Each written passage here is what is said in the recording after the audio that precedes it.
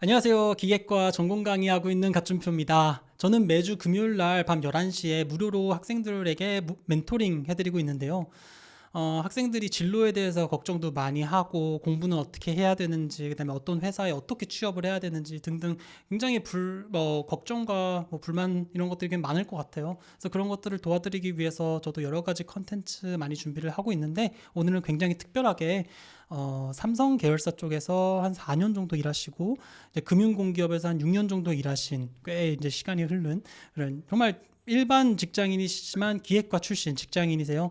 그래서 그분 모셔가지고 금융공기업과 어떻게 보면 사기업의 차이라든가 아니면은 뭐 사기업에서는 어떤 게 참 불만이었기 때문에 이직을 하게 됐는지 아니면은 처음에 이제 뭐 대학생활 시작했을 때 어떤 식으로 내가 진로를 선택했는지 등등 굉장히 솔직하고 담백한 얘기들 들어보려고 알려드리려고 시간을 마련했습니다.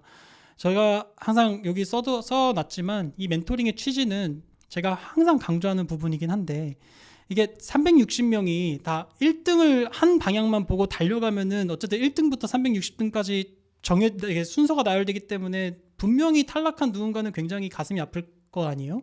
근데 360명이 다 각자 다른 방향으로 가면 모두가 다 1등을 할 수 있단 말이죠. 제가 항상 강조하는 거는 뭐냐면은 세상에는 정말 다양한 사람들, 다양한 가치, 그리고 다양한 삶이 있는데 학생분들은 그런 것들을 잘 모르고 그냥 시험이면 시험, 자격증이면 자격증 뭐 이렇게만 준비를 하는 게 전 너무 안타깝더라고요.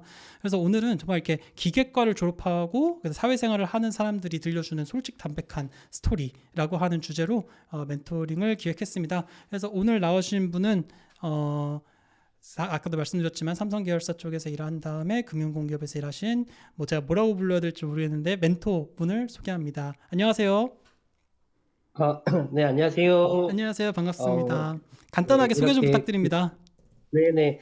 일단, 갓준표님, 오늘 멘토링에 참여하게 된, 저는 사회생활을 지금 10년째 직장 생활을 하고 있는, 오늘의 멘토입니다. 저는 수도권의 이제 공대 기계공학부의 세부 전공은 조선해양을, 전공을 했고요.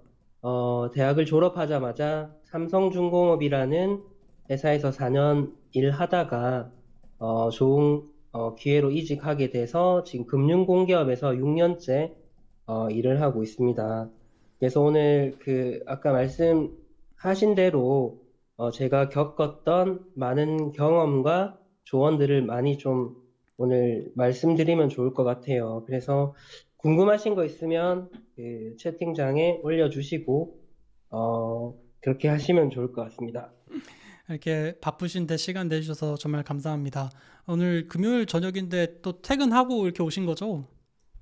아, 네, 뭐, 퇴근하고, 뭐, 식사하고, 또, 저는 결혼해서 이제 아이가 있어서 아이 또 재우고, 이제 이렇게 멘토링에 참여하게 됐습니다. 네. 아유, 참 워낙 바쁜 시기고 또 애까지 있으면은 참 이렇게 시간 내기가 정말 어려웠을 텐데 와주셔서 감사합니다. 학생들이 아까도 말씀드렸다시피 이렇게 선배님들 이렇게 만나가지고 어떻게 사는지 들어보면은 굉장히 도움이 많이 되거든요. 근데 이게 지인이 네. 많이 없으면은 굉장히 어렵잖아요. 그래서 오늘은 이렇게 정말 같이 친한 후배, 뭐 친한 친구, 이렇게 동생들 있다고 한번 생각해보고 좀 허심탄회하게 본인 스토리 많이 얘기해 주시면 너무 감사하겠습니다.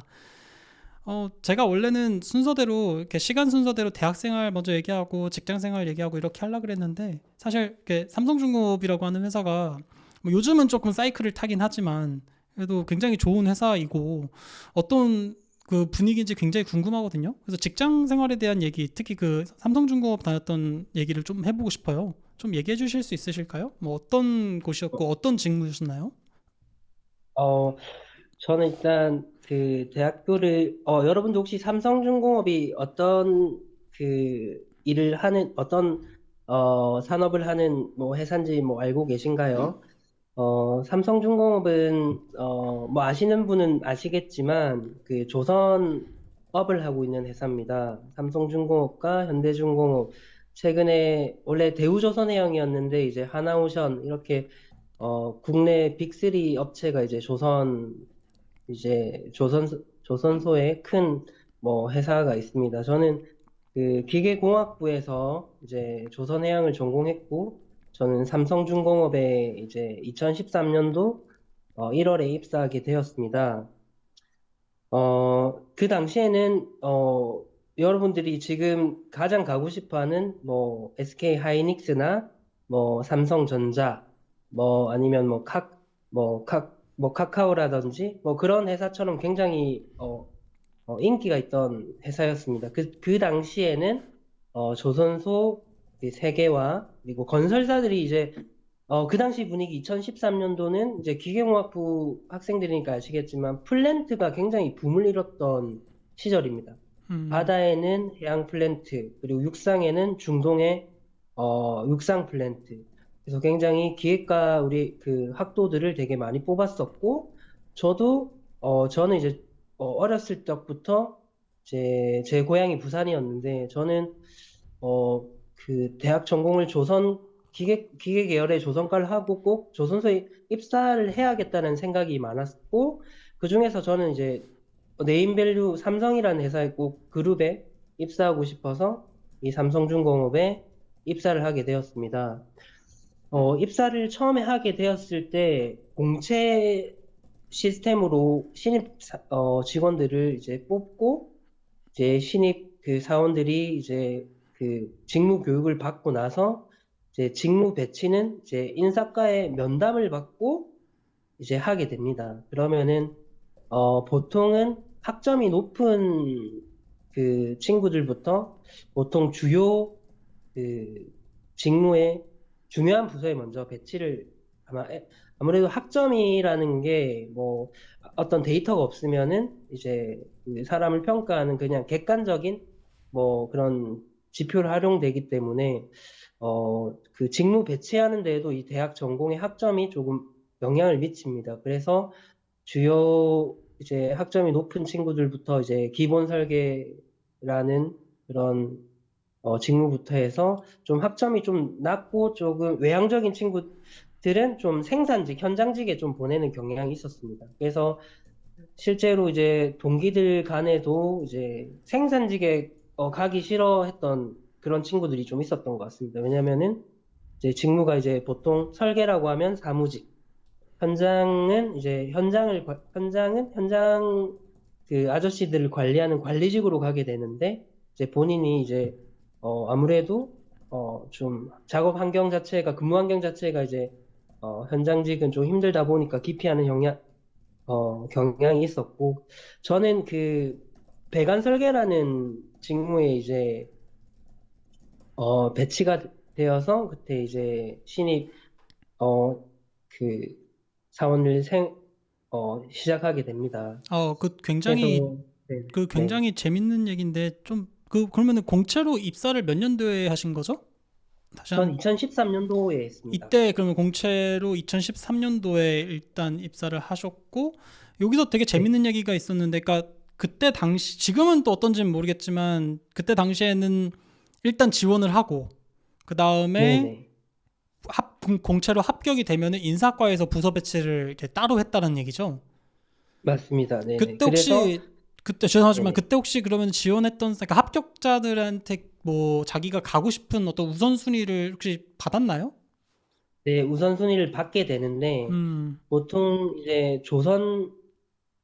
조선소에서는 이제 가장으로 핵심이 되는 부서들이 이제 기본 설계와 이제 구조 설계들이 이제 뭐 메인이라고 해야 할까요? 음, 그런 뼈대를 만드는 그 배의 뼈대를 만드는 부서들이 이제 인기가 있고, 이제 그 부속품들이 되는 배관이라든지, 뭐 전장, 그다음에 뭐 덕트라든지, 그런 족장, 뭐 음. 그런 것들은 조금 인기가 없는, 네, 그런 부서가 됐던 것 그럼 같습니다. 설계 안에서도 그게 좀 달랐단 얘기죠. 그러니까 뭐 기본 설계가 있고 구조 설계가 있고 이렇게 쭉쭉 있는데 이런 것들을 다 합격한 어떤 신입사원들에게 기호를 조금 받고 우선순위를 좀 받고 그거를 참조하되 어쨌든 인사과에서 좀 학점 위주로 이렇게 많이 배치를 시켰다 이렇게 이해하면 될까요? 네네, 네네. 그럼 학점이 좀 중요했나 보네요.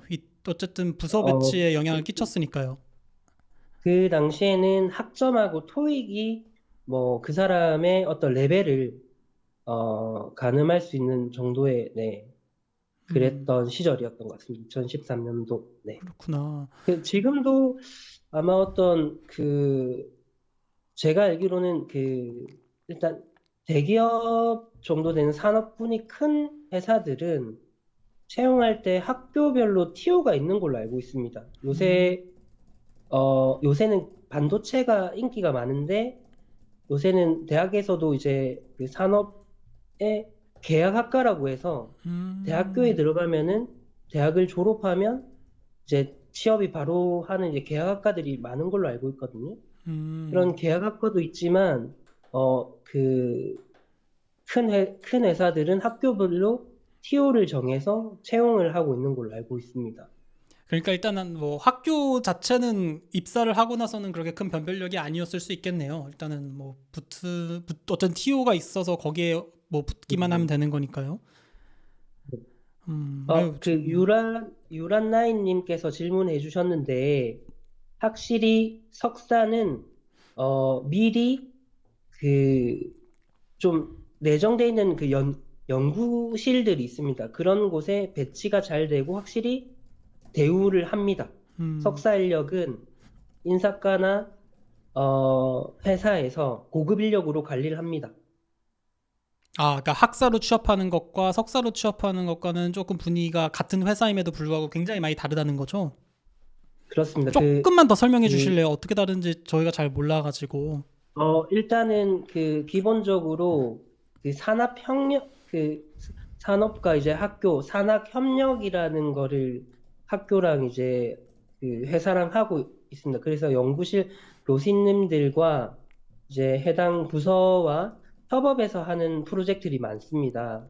그래서 자연스럽게 서로 교류가 있고 그 연구실에서 필요로 하는 인재가 정해져 있기 때문에 세부적으로 그런 석사를 한 친구들은 어떻게 보면 원하지 않는 부서로는 빠지지 않는 그런 뭔가 그런 건 있습니다. 그러니까 우대라고 하면 뭐 급여적인 우대도 있겠지만 적어도 본인이 원하는 직무, 자기 세부 전공과 연관된 직무에 배치를 해주는 편입니다.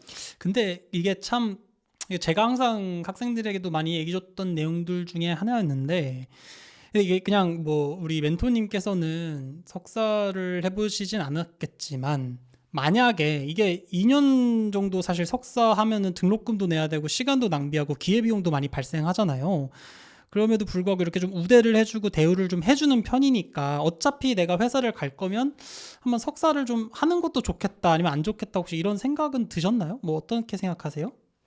저는 사실, 어, 저는 이제 지나고 봐서 생각한 거는, 만약에 본인이 이제 취업을 준비를 하다가, 이제 뭐 도피처로 이제 뭐 석사를 가는 것보다는, 일단은 정말 관심이 있고, 그런 부분에 뭐 대학원을 가는 거는 좋은 것 같고요. 음, 아니면 취업을 하고 본인이 이제 뜻이 생겨서, 대학원에 가서 좀 다시 또 취업을 하는 경우도 더러 봤습니다. 예를 들어서 음, 삼성중공업에서 1년 정도 일을 하다 퇴사하고 카이스트 대학원에 어, 들어가서 또 새로운 기회를 모색하는 친구들을 몇 봤습니다.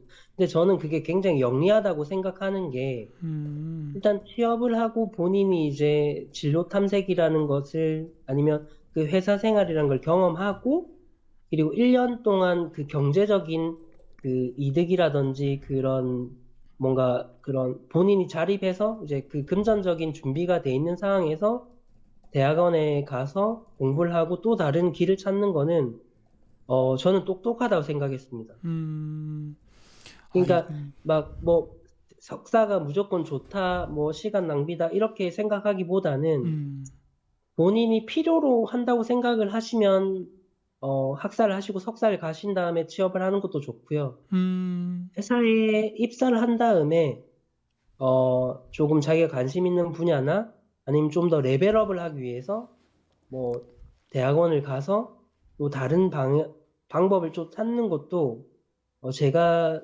지켜봤던 경험으로는 굉장히 괜찮은 음.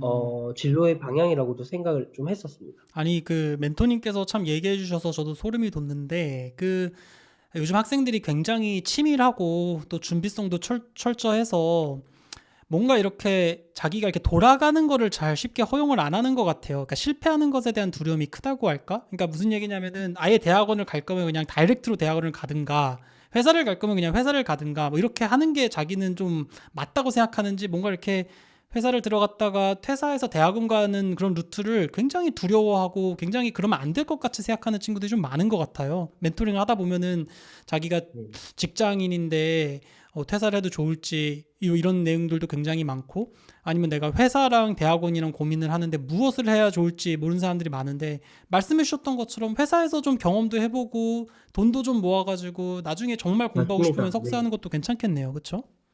네네. 왜냐하면은 경험도 해보고 일단은 그 돈이라는 게 무시 못합니다. 일단 돈이 그쵸. 있으면 여유가 생기고 음, 그리고 취업이 안 됐다라는 그 두려움에서 일단은 일단 성공한 성취의 그 경험이 있기 때문에 음. 자신감도 높아져 있는 상황에서 정말 그때 자기 마음의 소리를 듣고 공부하고 싶은 곳에 가서 공부를 한다면 그 친구는 좀 더 높은 레벨 올라갈 가능성이 있다고 봅니다. 그렇죠. 아유, 그렇군요. 이게 참 본인은, 멘토님께서는 그냥 툭 던진 말일 것 같긴 한데, 이게 학생들에게 굉장히 많이 도움이 될 것 같아요. 여러분들 뭐 많이 공감해 주셨다면 좋아요랑 구독 버튼 한 번씩만 눌러주시고, 좀 다른 얘기 좀 해볼까요? 그 삼성 계열사, 네. 특히 중공업 이쪽은 굉장히 빡센 회사로 알고 있거든요. 뭐 제조업 중에 정수, 정말 그 네네. 배라고 하는 거를 만드는 데는 굉장히 빡세잖아요. 근무 환경은 좀 네네네. 어땠는지 이런 것들 좀 궁금하거든요. 네네. 한번 좀 얘기해 주시겠어요? 어, 네. 일단은 삼성중공업 얘기하기 앞서서 제가 삼성이란 그룹에 대해서 조금 얘기를 좀 하고 싶어요. 네. 제가 그 삼성에, 지금은 이제 좀 많이 바뀌었는데, 제가 입사할 적에는 삼성그룹의 그 공채가 되면 모든 계열사들이 섞여서 처음에 교육을 받게 됩니다. 그래서 동기들 사이끼로 우스갯소리로 하는 말은 삼성은 삼성전자와 삼성후자로 나눠진다는 얘기가 있습니다. 그만큼 삼성전자가 삼성그룹의 거의 뭐 전부라고 생각하시면 되고, 나머지는 뭐, 그 지금 잘 나가는 뭐 회사 말고는 다 아픈 손가락입니다. 음, 이제 나라에서 이제 뭐 아시겠지만 상성에서 갖고 있던 뭐 그룹사들이 이제 뭐 많이 다른 데 팔려갔기도 하고 삼성전자에 있는 그 프린터 사업부도 이제 다른 데 팔려가고 뭐 그러듯이 삼성은 그룹은 사실 삼성전자와 전자 관련된 어 회사들이 되게 잘 나갑니다. 그래서 제가 그때 만났던 동기들 중에서 삼성전자는 퇴사하는 사람들이 거의 없었던 것 같아요. 일단은 뭐 그렇게 먼저 말씀드리고 삼성중공업에 이제 다녔을 때 분위기는 일단은 위치적으로 경상남도 거제에 있다 보니까 수도권에 그때 당시 우수한 인력들이 이제 많이 내려와서 근무를 하게 됐는데 굉장히 좀 힘들어 했었습니다. 근데 우리 그 조선업이 잘 나갈 때는 거제 그 강아지도 10,000원을 물고 다닌다는 그런 뭐 농담도 있을 만큼 굉장히 거제하고 울산은 그 평균 그 GDP가 굉장히 높은 도시로 유명했었는데 높은 급여 때문에 저도 이제 그 회사를 선택했고 거기 다니시는 분들도 높은 연봉 때문에 그 지리적인 근무한 불리함을 이겨내고 이제 근무를 했던 것 같습니다. 그래서 제가 일할 때는 일감이 많았습니다. 일감이 많아서, 제가 7시 20분에 이제 회사에 이제 아침을 먹으러 가면, 이제 퇴근하면 밤 9시 20분이었던 것 같아요. 그때는 야근을 하는 게 당연시 됐던 시절이었고, 워라밸이라는 게 없었던 것 같아요. 워라밸이 없었지만, 급여에 대한 만족도가 굉장히 높았기 때문에, 많이 다녔고, 사실 그 처음에 전연차 때는 그 근무 강도가 높지 않습니다. 어, 굉장히 교육을 많이 시켜주고요. 요새 OJT 직무교육이라고 해서 우리가 그 해당 부서의 일을 고3에 필요한 교육들을 굉장히 많이 알려줍니다. 그래서 여기서 여러분들이 좀 생각하셔야 할 게 어떤 부서에 배치받던 본인이 대학교 때 공부했던 지식들이 사실 필요가 없습니다.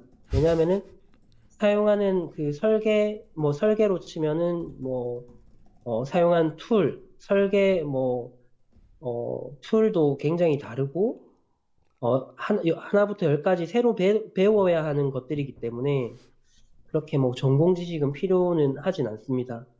다만 이제 어, 그런 새로운 것들을 이제 습득하는 능력들은 조금 스스로 이제 공부를 열심히 한다거나 그런 것들은 네, 필요했던 것 같습니다. 그래서 음. 저는 배관 설계라는 그 업무를 했는데 해양 플랜트에 이제 배에 들어가는 이제 배관 파이프들을 설계하고 설계하는 이제 그런 일을 했습니다.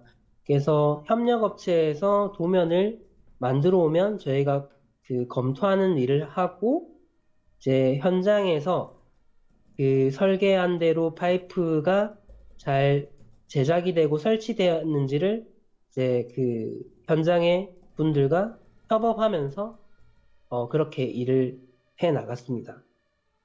그 제가 조금만 좀 얘기를 더 해보고 궁금한 게 있는데 아까 그 네네. 우리 워라밸은 좀 없었는데 근무에 대한 만족감이 높았다고 하셨잖아요. 이게 뭔가 그 일감이 많아서 뭔가 거기서 배울 게 많았기 때문에 만족감이 높았다는 건가요? 어, 일단은 분위기 자체가 산업이 잘 나가면은 어, 서로 이제 뭐 야근을 하더라도 좀 그만큼 이제 보상이 따로 옵니다. 그 음, 성과금이라든지 이제 뭐 복지도 굉장히 많은 복지를 부여해주고 그래서 일도 스스로 이제 성장해 나가는 그런 것들이 이제 단기간에 성장해 나갈 수 있고 그런 것들이 이제 근무했을 때 만족이 높았던 것 같습니다. 아이 뭐 충분히 이해가 되네요. 그럼 두 번째로 또 여기서 궁금한 게 뭐였냐면은, 그러니까 이게 굉장히 의미 있는 의견이신 것 같은데, 그러니까 결국은 내가 어떤 부서로 배치될지를 모르잖아요. 그리고 부서에 배치가 네, 되면은 맞습니다. 거기서 다시 다 OJT를 시작하기 때문에 아예 자 제로 베이스에서 배운단 말이죠. 그러니까 그 네, 맞습니다. 말은즉슨 네. 정말 대학교 때 내가 4년 동안 뭔가 공부했던 내용들이 하나도 쓸모가 없고 그냥 거기서 배웠던 교육만 잘 배우면은 일은 잘할 수 있다. 이런 얘기로 이해하면 되는 거잖아요. 그렇죠? 네, 맞습니다. 완전히 네, 대학교 전공 지식은 사실 솔직히 거의 뭐 전혀 필요 없다고 말씀드릴 정도로 음. 그 산업에서 현장에서 이제 회사에서 일을 하는 곳과는 정말 별개라고 생각을 합니다. 다만 뭐 엑셀 사용하는 능력, 뭐 PPT 이런 것들은 뭐 기본 소양으로 가지고 있으면 좋은데 이제 아까 여기 이제 뭐 역학이 뭐 어떤 원리라든지 뭐 어떤 계산식이라든지 뭐 그런 것들을 안다고 해서 뭐 이렇게 도움이 되는 것 같지는 않습니다. 근데 그러면은 조금 그냥 엑셀하고 PPT를 말씀해 주셨기 때문에 그냥 궁금한 건데 뭐 학생들은 그냥 그게 도대체 뭘 쓰는 건데가 되게 궁금하거든요. 그러니까 쓰는 프로그램 같은 거 혹시 있으시면 좀 공유해 주실 수 있으세요? 엑셀을 쓰시고 PPT 쓰시고 뭐 프로그램 같은 거 따로 혹시 쓰시는 거 있으시는가요? 일단은 그 오토캐드를 썼었고요. 음. 그다음에 PDMS라는 3D 모델링 프로그램을 썼습니다. 아. 네. 보통 이제 제가 알기로는 뭐 그 항공이나 이런 데 카티아를 많이 썼던 것 같은데 그 막상 가보니까 PDMS 그리고 회사에서 만든 자체 라이센스의 3D 모델링 툴들이 있습니다. 그거는 뭐 회사에 들어가지 않는 이상은 알 수 없는 프로그램들입니다. 그래서 저도 예전에 막 고민했던 게 뭔가 이제 뭐 오토캐드의 신이 되면 취업하는 데 도움이 되지 않을까? 아니면 뭐 어떤 3D 모델링을 막뭐 돈을 정말 많이 들이고 내가 이거를 자격증을 따고 있으면 뭐 취업을 무조건 하이패스로 될지 않을까. 근데 그거는 큰 오산이었던 것 같습니다. 그 회사에서 자체적으로 쓰는 툴이 있고 또 거기서의 사용하는 또 기능은 또 제한적이기 때문에 그쵸. 그래서 그쵸. 혼자 뭐 그렇게 뭐 판단하셔가지고 굳이 한쪽에 너무 많은 시간을 쓰거나 비용을 쓰는 것은 좀 리스크가 있고 크게 유효하지 않은 전략 같습니다. 근데 아마 제가 그 멘토님이 해주셨던 말씀 중에서 조금 하나를 좀 짚고 가자면은 요 말씀을 해주셨거든요. 대신 그 새로운 것을 습득하는 능력이 굉장히 중요하다. 그러니까 무슨 얘기냐면은 내가 오토캐드를 굉장히 잘했던 사람이 한 명이 있고 어떤 사람은 오토캐드를 한 번도 안 사용해봤던 사람이 있는데 이 두 사람이 그 회사 자체의 모델링 툴을 딱 배웠을 때 아무래도 더 쉽게 배울 수 있는 사람은 사실 오토캐드를 조금 할 줄 알았던 그 3D 모델링이라든가 2D 모델링을 좀 해봤던 사람들이 그래도 조금 이게 익숙할 거거든요. 그리고 이게 물론 이제 말씀해주신 거를 고지고대로 들으면은 대학교에서 역학 지식이 전혀 안 중요한 것 같은데 이게 항상 그렇지만 잘 배웠던 사람이 그 새로운 것도 잘 배웁니다. 왜냐면 이 학습이라고 하는 게 제가 느끼기에는 계속 이게 뭔가 이렇게 근육같이 운동도 좀 해봤던 사람이 다른 운동도 굉장히 잘하는 것처럼 이게 약간 기본 체력 같은 거라서 뭐 모르겠습니다. 멘토님은 어떻게 생각하시는지 모르겠는데 그래도 좀 학점도 좀 높고 공부를 좀 잘했던 사람이라 좀 똘똘했던 사람이 그래도 이런 새로운 걸 배웠을 때 좀 잘 적응하거나 잘하고 그러지 않았을까요? 그럼요. 네, 그거는 뭐, 네, 무조건. 그런데 제가 말씀드리는 거는, 그냥 우리 그 대학 전공 서적에 이제 뭐, 예제 풀이라든지 뭐, 음, 그 중간고사, 기말고사의 그런 문제들을 푸는 능력, 그런 것들이 뭐, 회사에서 연관이 없다라고 뭐 제가 생각을 하고 기본적인 역학 지식이라든지 그런 것들은 기본적으로 가지고 있으면 좀 도움이 많이 된다고 생각합니다. 네, 조금 음. 정정하겠습니다. 아니 너무 좋은 말씀이셨어요. 또 네, 정정할 것도 아니고 네, 이게 굉장히 네. 학생들에게도 많이 귀감이 되는 말일 것 같습니다. 그러니까 여러분들 잘 아셔야겠지만 여기서의 핵심은 회사 가면 새로 배운다. 근데 그래도 좀 공부도 좀 많이 해봤고 좀 배우는 거에 익숙해서 좀 기초 체력이 있는 학생들이 아무래도 새로운 데를 가서도 더 잘 적응하기 때문에 여러분들도 지금 하는 내용들을 너무 막 디테일한 것들을 막 신경 쓰는 게 아니라 큰 그림을 좀 보면서 기초 체력 관련된 공부 같은 거를 좀 꾸준히 해두고 학점도 좀 잘 관리해두고 이러면 이제 또 새로운 데서도 잘 배울 수 있을 거다. 이렇게 좀 이해하시면은 굉장히 유용한 내용이 될 것 같습니다. 제가 근무 환경에 일하면서 그냥 제가 4년 동안 생각했을 때 그냥 출근해서 뭐 퇴근할 때까지 그냥 하루 일과를 어느 정도 얘기를 좀 말씀드리면 너무 좋을 것 아, 같아요. 회사 생활이 어떻게 돌아가는지 조금 알 수 있을 것 같아요. 네네네. 그래서 보통 제조업들은 8시까지 출근을 해야 합니다. 그래서 보통 이제 아침을 제공하는 뭐 회사들이 많고요. 그래서 보통 저는 7시에 출근해서 뭐 식사를 해서 7시 20분에 뭐 식사를 한 다음에 뭐 8시에 그 일이 시작되기 때문에 7시 40분에 뭐 간단하게 이제 부서 팀들끼리 이제 얼굴 마주하고 인사하고 이렇게 시작이 됩니다.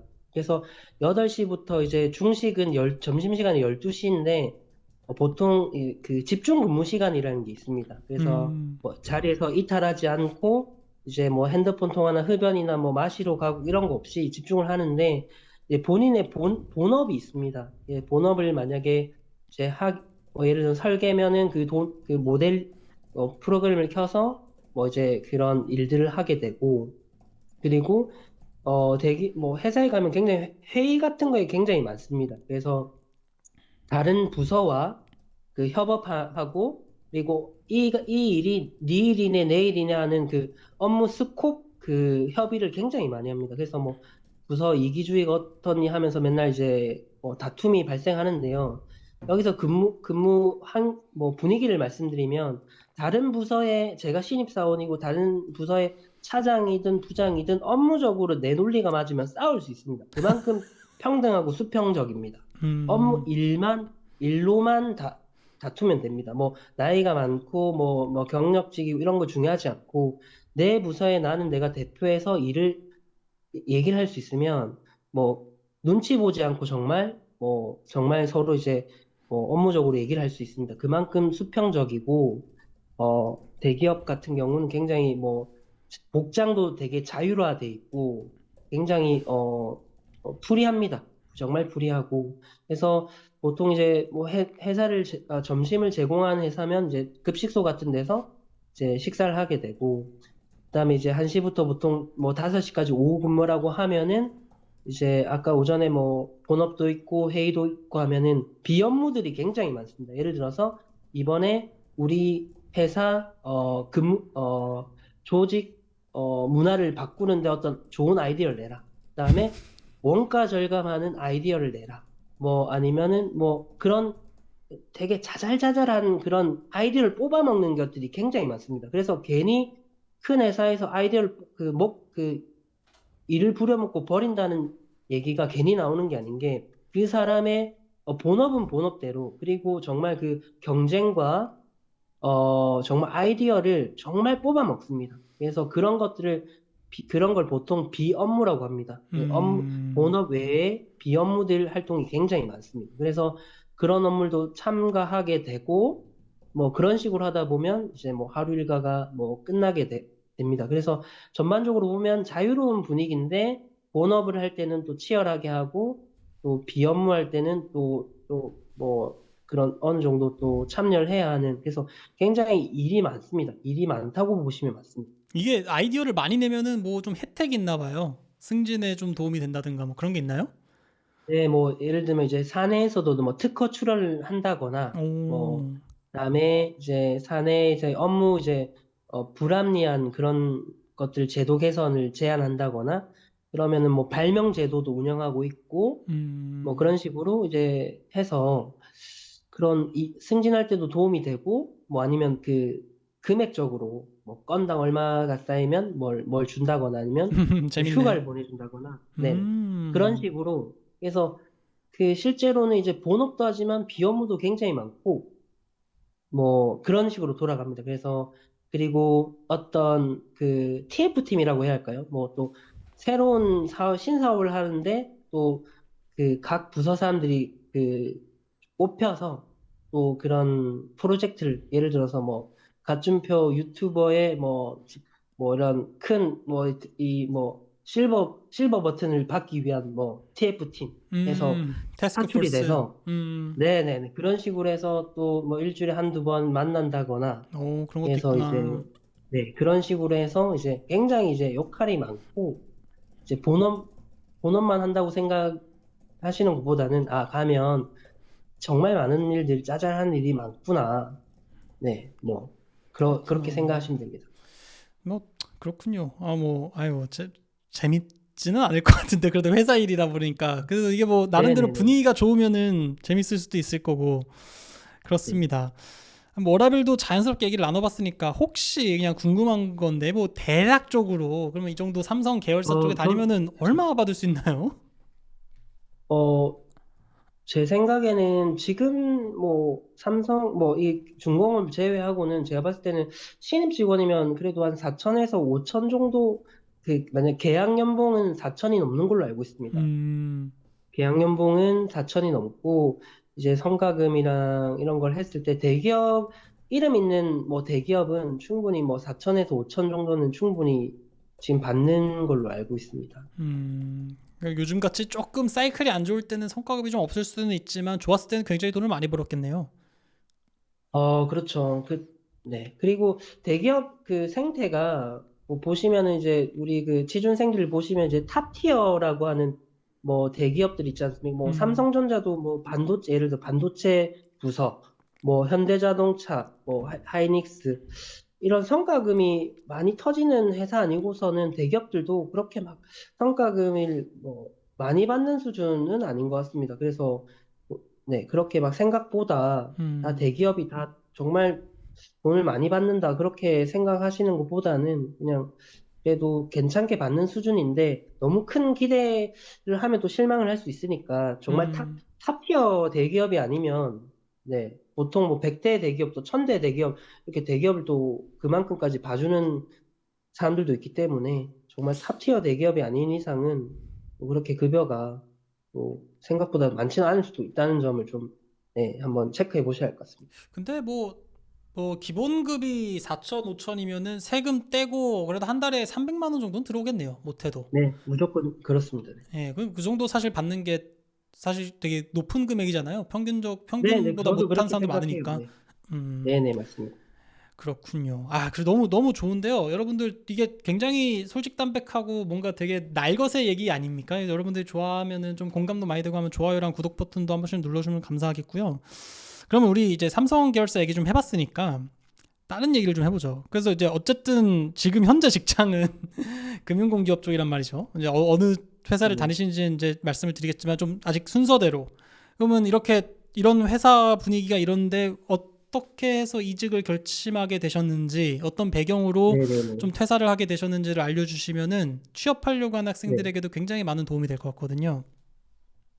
뭐, 이제, 제가 이직하게 된 계기는 아마 제가 회사를 선택했던 이유가, 아이러니하게 이직을 하게 된 이유가 됐던 것 같아요. 저는 어, 삼성중공업이라는 네임밸류를 굉장히 높게 평가했고, 그, 거기에 따라오는 그 불리한 조건들을 감수할 정도로 저는 삼성중공업을 되게 좋아했습니다. 근데, 뭐 아시다시피 이제 조선업이 좀 불황에 이제 시작이 됐었고 저는 그 시작점을 받고 아 저는 그때 삼성중공업이라는 그 네임밸류가 저한테는 이제 떨어져 있는 상태였기 때문에 어 그렇다 보니까 그 회사가 갖고 있는 저한테의 그 불리한 조건들이 조금 많이 올라오게 됐고 그래서 저는 그런 뭐 불리한 거라고 하면 지역적인 게 컸던 것 같습니다. 거제라는 지역적인 것을 좀 해소하기 위해서 일단 도시로 좀 나가야겠다는 생각을 하게 돼서 그래서 이직을 해야겠다고 그때 결심을 했습니다. 그때 음, 어, 뭐 조금 이르긴 했지만 좀 회사 이제 조선업이 이제 적자가 시작되는 그 첫 해에 2016년도에 이직을 결심하게 되고 제가 정확하게 3월 달에 그해 3월 달에 토익 학원을 이제 등록하면서부터 뭐 하반기까지 이제 이직을 네, 준비하게 이렇게 시작하게 됩니다. 잠시만요.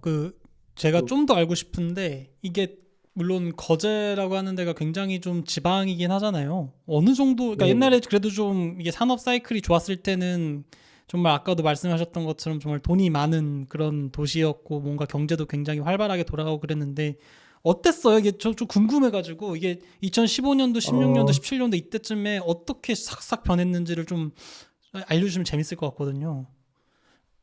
일단은, 일단은 그 PS라고 하는 1년에 이제 1월 달에 나오는 이제 전체 이제 그 성과금이 있는데 그게 2015년부터 이제 안 나오게 됩니다. 아, 그리고 이제 그때부터 이제 그리고 회사의 그 과장들을 대상으로 그 희망퇴직을 이제 뭐 조금 조심스럽게 진행을 했던 것 같습니다. 그러니까 그래요. 과장들이라고 하면 이제 뭐 보통 이제 8년 차부터 뭐 한 12, 13년 차 되는 정도의 진짜 회사의 허리 라인들을 이제 정리하려고 이제 하는 움직임을 보게 됐고 저는 이제 이 회사에서 저는 정말 이제 그 해양 플랜트의 꿈과 제가 같이 그 미래와 제가 같이 성장한다 생각했고, 그래서 조금 안심하고 있었던 것도 있고, 너무 좀 그 음. 꿈을, 어, 계속 같이 꼬갔었는데, 그게, 이루어질 수 없다라고 제 스스로 좀 판단을 하게 돼서, 좀, 네, 그런 이직을 해야겠다 생각을 했던 것 같습니다. 그 그 회사, 산업에 대한, 아, 네네. 예, 죄송합니다. 그 회사 과장님들이 나이가 40대 초반 뭐 이러지 않나요? 30대 후반? 아닙니다. 보통, 한 30 중반, 제 나이 정도 30 중반에서부터 30 후반입니다. 과장이 좀 젊게 달면 30대 초중반도 있고, 네. 와, 대기업들은 보통 사원 4년, 대리 4년에서 한 8, 9년 차만 돼도 과장을 달 수 있습니다. 그럼에도 불구하고 그렇게 한창 일해야 되는 그 허리 라인인데도 희망퇴직을 받기 시작했다고요, 회사가. 네, 맞습니다. 네. 분위기가 굉장히 안 좋았겠는데요, 회사 분위기가. 그때는. 분위기도 되게 안 좋았고, 그래도 회사에서 사람들은 이제 분위기가 안 좋았지만, 뭐 외부 시선들은 그래도 제가 이직하고 나간다 했을 때도 왜 이렇게 좋은 회사를 나가냐라고 이렇게 할 정도로 그치. 외부에서는 느끼지 못했지만 이제 내부에서는 조금 이제 그런 움직임들이 좀 감지됐던 것 같습니다. 이게 대조항이 망하기 전인가요? 어, 네, 그러기 전이었던 것 같아요. 딱 아, 그러면 딱 뭐 그 한 달 정말 전이었던 것 같아요. 네. 네, 현장에서 뭔가 그 느끼는 게 있었나 보네요. 이게 뭔가 빨리 이직을 네, 네. 해서 진로를 바꿔야겠다는 생각을 했었겠네요. 일단은 일단은 이제 보너스라든지 복지라든지 이런 것들을 조금씩 이제 뭐 단순하게 이제 뭐 야근비나 특근을 조금 제한한다거나 이제 원가 절감하는 이제 음, 움직임들이 조금 있습니다. 네. 그런 걸 보면서 조금 준비를 해야겠다는 생각을 좀 했던 것 같아요. 알겠습니다. 이게 참 이게 그냥 뉴스나 뭐 기타 매체에서 보던 거랑 또 굉장히 다른 느낌인데 그러면은 이직을 이제 하려고 마음을 먹었을 때 본인이 바랐던 가치라든가 기대했던 바 같은 경우는 일단 조금 도시에서 살았으면 좋겠다라고 하는 그 근무 지역, 근무 환경 이런 게 좀 중요했을 것 같고요. 그렇죠? 네, 네, 네, 맞습니다. 그다음에 혹시 또 다른 것들을 뭐 좀 바랐던 게 있었을까요? 저는 그때 이제 30이 되던 해였었는데, 저는,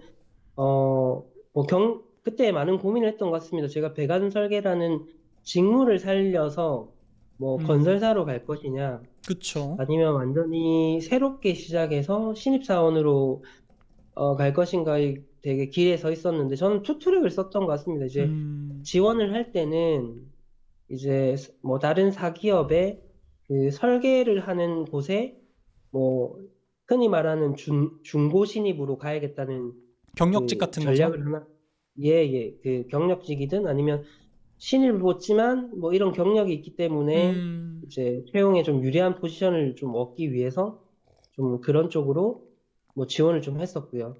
그다음에 공기업 쪽으로는 기계 관련된 기계 조선 관련된 이제 직군을 뽑는 곳에 지원을 좀 했었습니다. 그래서 그러면은 그 준비하셨을 땐 두 개를 다 하셨어요? 네. 이게, 그리고 두 개를 네네네. 준비를 다 했었고, 네네. 정말 뭐 진짜 개인적인 이야기지만 이 두 개가 여의치 않으면 저는 뭐 그냥 진짜 제가 좋아하는 뭐 수학 과외방을 한다거나 음, 아니면 정말 뭐 취준생을 상대로 이제 뭐 자소서 첨삭이라든지 멘토링 활동을 뭐 그런 것까지 정말 생각해놓고 좀 준비를 했기 때문에 정말 어, 인생을 이직을 할 때는 준비할 때는 인생에 대해서 고민을 했고 앞으로 어떻게 살 건지에 대해서 좀 멀리까지도 좀 더 계획을 좀 잡았던 것 같습니다. 참 이게 참 대학생 때만 고민하는 게 아니죠. 그런 것들은. 네네. 오히려 끝없이. 그 진로에 대해서는 회사를 다니면서 더 진지하게 고민하게 되는 것 같아요. 음. 그러면 이제 좀 이직 프로세스에 대해서 좀 얘기를 해보고 싶은데, 그래서 이제 좀 자세하게 얘기해 주세요. 뭐 어떤 회사를 어떻게 준비했고, 그 이제 뭐 어떻게 면접을, 뭐 서류는 어떻게 해가지고 뭐 헤드헌터를 썼는지, 뭐 어떻게 했는지를 좀 얘기해 주시면은, 이게 왜 제 멘토링이 대학생들뿐만 아니라 요즘은 직장인들도 굉장히 많이 보고 있거든요. 그래서 아마 이직을 네네. 희망하는 분들도 가끔 있으실 거예요. 그래서 그런 얘기들도 해주면은 재미있을 것 같습니다. 네, 저는 일단은 그 16년도 3월 달에 이제 그 이직을 해야겠다고 결심을 했고 일단은 처음에 주위 환경들을 다 끊었습니다. 그 부서에도 친하게 지내는 동료들과도 어울리지 않았고요.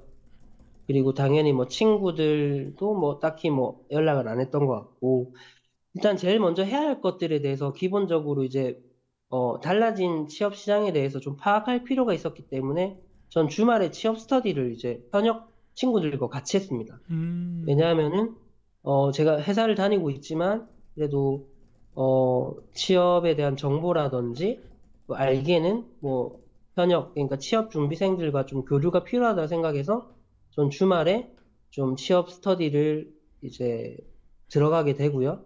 어떻게 뭐 찾으셨어요? 이 당연히 취업 스터디는? 독치사에서 찾았습니다. 독치사. 아, 독치사라는 네이버 카페 뭐 많지 않습니까? 뭐 여러 개. 저는 그냥 독치사가 편해서 했는데 그런 카페라든지 요새 뭐 정보가 많지 않습니까? 뭐 그런 해서 저는 주말만 하는 그런 시작하게 됐고 음. 제가 뭐 개인적으로 정말 간절하게 되니까 저는 토익을 그 대학교 다닐 때 10번을 연속을 봤는데 700점을 넘은 적이 없었는데 네. 제가 간절하니까 한 번만에 이렇게 800점이 넘었습니다. 아, 정말 네.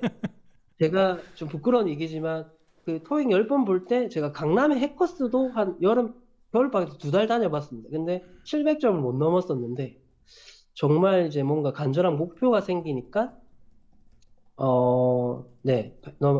그리고 차두혜 님이 같은 회사 사람들이랑 스터디 안 하셨냐고 했는데 저는 네. 그냥 회사에서 혹시나 이게 기밀이 네, 이렇게 그렇게 되면 안 돼서 그쵸. 저는 이제 외부에 왜냐면 플랜 B도 생각을 해야 하기 때문에 맞아요. 그래서 만약이라도 안 된다고 회사 했을 때. 네. 그래서 저는 그 지금 회사 최종 발표 나는 날 그래도 제일 친했던 친구들한테 그래도 내가 이래 가지고 좀 바빴고 내가 이렇게 어, 결과가 날 수 있으니 미안하다라는 얘기를 그 발표 날에 했습니다. 12월 뭐 5일이었나요? 뭐 그랬는데 그 당시에는 한 8개월 동안 숨기고 네, 지냈었습니다. 그래서 어쨌든 뭐 취업 스터디를 하게 됐고 그러면은 어쨌든 내가 부족한 지금 필요한 스펙들을 빨리 채워 나갔습니다. 그 최소한의 필요한 네. 스펙들이 뭔지를 좀 얘기해 주시겠어요? 필요한 스펙이라고 일단은 영어 성적을 그 당시에는 필요로 했기 때문에 그때는 토익을 아직도 토익 성적을 내야 했습니다. 그리고 음, 토익 스피킹이나 오픽 음, 그런 것들을 이제 최소 수준 뭐 오픽으로 치면 IM2 뭐 토스로 치면 5급 6급 이런 것들을 그러니까 쉽게 말씀드리면, 회사에서 채용에 필요한 그 최소 요건들, 그런 음, 것들을 유효기간이 만료됐기 때문에 다시 이제 그 자격 요건을 맞추기 위해서 그걸 제일 먼저 했습니다. 그렇구나. 왜냐면 최소 자격은 돼야하기 때문에, 그랬습니다. 토익은 한 그래서, 800점이면 충분했나요? 그 최소 자격에? 네, 보통 뭐 700점을 요구하는 데도 있었지만 뭐 800점 뭐 음, 높으면 당연히 좋겠지만 그쵸. 뭐 최소는 맞춰야 했기 때문에 네. 또 어떤 게 중요했을까요? 영어 외에? 어 이렇게 했고 그다음에 저는 거짓말 안 하고 현역 때보다 학교 다닐 때보다 이직할 때 자소서를 더 많이 썼습니다. 저는 심지어 밤새고 그 자소서를 쓰고 제출하고 회사 가서 화장실 가서 꾸벅꾸벅 졸았던 뭐 기억도 있는데 아이고, 정말로 힘들었겠네요. 간절했나 봅니다. 제가 정말로 한 15개 정도의 회사를 썼던 것 같습니다. 그 이직 준비할 때는. 네. 음, 그만큼 많이 했고 또 뭐 다른 어떤 준비보다는 이제 내가 정말 지원하고 싶은 내가 이제 가고 싶은 회사를 좀 추리는데 조금 정보를 찾고 채용 정보를 찾고 이제 가고 싶은 회사를 좀 정하는 그런 것들 좀 많이 신경을 썼던 것 같습니다. 묻지마 지원을 말자. 음, 처음 보는 회사 뭐 갑자기 뭐 내가 관심이 없다 갑자기 예를 들어서 갑자기 롯데 칠성 음료에 갑자기 저기 뭐 그 자판기 관리하는 뭐 그런 직무가 떴다고 해갖고 갑자기 지원하고 그런 건 하지 말자. 그런 원칙을 정하고 그랬던 것 같습니다. 그러면 어쨌든 지금 현재는 이제 금융 관련 공기업 쪽에 일을 하고 계시니까 공기업을 준비하기 위해서는 NCS라든가 뭐 기타 관련 자격증 뭐 이런 것들이 필요했을 것 같거든요. 공기업에 대해서 준비했을 때 관련한 스펙은 뭐가 있으셨을까요? 공기업은 뭐 기계과 분들은 아시겠지만 뭐 인기 있는 그 발전소라든지 한수원이라든지 한전이라든지 인기 있는 게 많습니다. 음, 거기 그 채용 공고에 보시면은 직무마다 직무 기술서라는 게 있습니다. 그거는 음, 공기업에서 채용을 공고할 때 그 직무가 어떤 일을 하고 어떤 조건을 갖고 있어야 하는지를 그 홈페이지에 게시하게 돼 있습니다. 예를 들어서 음, 뭐 한전에 뭐 기계 직군인데 그러면은 최소 요건이 일반 기계 기사 소지자 그런 음, 게 있습니다. 그 토익 700점 이상 뭐 그런 것들이 뭐 기계에 들어가 보면 그 어떤 기계 설비를 유지하는데 뭐 필요한 인력으로서 그런 직무 해설이 있습니다. 음, 그래서 거기 들어가 보시면 최소 요건들이 있기 때문에 그거는 뭐 회사마다 다르기 때문에 그건 한번 확인해 보시면 좋을 것 같은데 기계공학 하시는 분들에게 정말 드리는 말씀은 일반 기계 기사는 무조건 따는 게 좋습니다. 왜냐하면 음, 일반 기계 기사는 제가 알기로는 아직도 1년에 4번 정도의 시험 기회가 있고, 그리고 참고할 기술서라든지 또 우리 뭐 가춤표 같은 이렇게 좋은 강사진들도 많기 때문에 이거는 일반 기계 기사는 뭐 무조건 필수적으로 따시라 음, 그렇게 말씀드리고 싶습니다. 그래서 그렇군요. 그 공기업을 준비할 때는 우리가 그 기계 직군이면 자, 뭐 에너지 공기업이라든지 뭐 그런 그 공대 관련된 공기업은 기계가 메인일 수 있습니다. 그래서 음, 채용 규모도 많고 뭐 그렇기 때문에 좋은 기회가 있고 금융 공기업에도 그 기술직으로 기계 관련 전공자들 뽑고 있습니다. 근데 굉장히 소수 인력입니다. 뭐 음, 1년에 한두 명을 뽑는다거나 근데 생각보다 이런 쪽에서 좋은 기회가 있을 수 있다고 생각을 전 하거든요. 그럼 이거에 드신 거예요, 왜냐하면은 지금? 1년에 한두 명 뽑는 네, 곳을? 저는 네 명 뽑는데 저도 진짜 제가 2016년 그때 하반기에 면접을 봤었는데 제가 그때 그 채용 시장의 트렌드가 뭐좀 바뀌는 시기였는데 저처럼 중고 신입들이 굉장히 많았습니다. 그러니까 오, 그러니까 뭐 요새 뭐 경력직 같은 신입이라고 그런 얘기 많이 하잖아요. 요새 음, 신입을 뽑아야 하는데 뭐 경력직 같은 돈은 신입 사원 돈 음, 주면서 일하는 건 경력직처럼 뭐 그런 식으로 그때 경력직들 중고 신입들이 굉장히 그 신규 시장 현역들이랑 같이 이제 많이 부딪혔던 시기였던 것 같아요. 그럼 그래서 우리 멘토님도 어쨌든 신입으로 들어가신 거네요? 중고 신입으로? 신입으로 맞습니다. 생신입으로 들어갔는데 저는 이제 회사 경험을 해봤던 이력이 있으니까 네네. 그 면접관들이 굉장히 좀 좋아했던 것 같아요. 왜냐하면 어, 적어도 큰 회사에서 일을 하다가 그래도 이런 업황이 이제 불황이 되고 이제 또 이직을 하려고 하니까 뭐 좋게 봐주셨던 것 같아요. 아, 그러면은, 그러면요. 네. 어쨌든 이제 필요한 스펙들, 뭐 영어라든지 이런 것들 다 따고, 자소서 열심히 써서 제출하고, 그다음에 1차 네네. 발표가 나왔을 거 아니에요. 그 다음에, 그러니까 그 네. 과정이 어떻게 되죠? 그러니까 일단 자소서를 내요. 그게 일단 서류를 통과를 자, 했어요. 그 다음에 어떻게 돼요? 네네네네네.